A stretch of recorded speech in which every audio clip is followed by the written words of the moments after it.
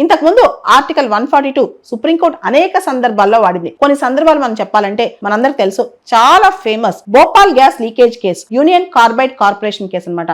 దీనిలో Bhopal gas leakage కేసులో ఎవరైతే అనేక వందల మంది చనిపోయారో, అదే విధంగా ఆరోగ్య సమస్యలతో బాధపడుతున్నారో, క్రిమినల్ లయబిలిటీ అంటే మొత్తం పూర్తి స్థాయిలో యూనియన్ కార్బైడ్ కార్పొరేషన్ వల్ల క్రిమినల్ లయబిలిటీ మొత్తం ఎస్టాబ్లిష్ చేయాలి, పూర్తి స్థాయిలో దానికి సంబంధించి ఎవిడెన్స్ వచ్చేదాకా కాకుండా ముందే కాంపన్సేషన్ ఇవ్వాలని చెప్పి ఆర్టికల్ 142 ఇన్వోక్ చేసి సుప్రీంకోర్టు చెప్పింది అనమాట. అదే విధంగా అయోధ్య కేసులో కేవలం అయోధ్యలో రామ మందిరం విషయమే కాకుండా ముస్లింస్ కి సపరేట్ ల్యాండ్ ఇవ్వండి, వాళ్ళు ప్రత్యేకంగా మసీదు కట్టుకునేందుకు అని చెప్పి ఆర్టికల్ 142 ఇన్వోక్ చేసి చెప్పింది అనమాట. అదే విధంగా Visakha versus state of Rajasthan prevention of sexual harassment at working places లో దానిలో కూడా ఎవరైతే మహిళలు పనిచేయడానికి బయటకు వెళ్తారో వాళ్ళకి వాళ్ళు పనిచేసే చోట్ల లైంగిక పరమైన వేధింపులు గురి కాకుండా అటువంటి జడ్జ్మెంట్ కూడా ఇచ్చింది. అదే prevention of sexual harassment at working places. అంతేకాదు ఎల్జిబిటి రైట్స్, లెస్బియన్, గే, బైసెక్షువల్, ట్రాన్స్జెండర్ మనందరికి తెలుసు నవతేజ్ జోహార్ జడ్జ్మెంట్ అంటాం. దీనిలో ఎల్జిబిటీస్ ఎవరైతే స్వలింగ సంపర్కులు ఉంటారో వాళ్ళ సంబంధాలు అది క్రైమ్ కాదని చెప్పి సుప్రీంకోర్టు డిక్లేర్ చేసింది. ఇంకో పక్క అప్పట్లోనే ఐపీసీ సెక్షన్ 377